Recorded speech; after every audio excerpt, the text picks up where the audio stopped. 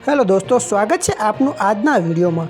ગુજરાત નમો ઈ tablet યોજના અંતર્ગત કોલેજના પ્રથમ વર્ષમાં અભ્યાસ કરતા વિદ્યાર્થીઓને લગભગ ₹8,000ની કિંમતનું ટેબ્લેટ માત્ર ₹1,000 ટોકન ભાવે બ્રાન્ડેડ અને ઉચ્ચ ગુણવત્તાનું સારા ફીચર્સવાળું ટેબ્લેટ આપવામાં આવે છે, જેનો ઉપયોગ વિદ્યાર્થીઓએ પોતાના અભ્યાસ માટે કરવાનો હોય છે।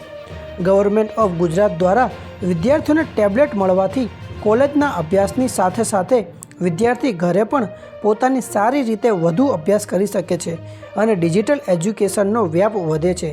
એમાં પણ કોરોના કાળમાં ઓનલાઈન એજ્યુકેશનમાં ટેબ્લેટ હોવાથી કોલેજના વિદ્યાર્થીઓને ઘર બેઠા અભ્યાસમાં ઘણો ફાયદો થયો હતો।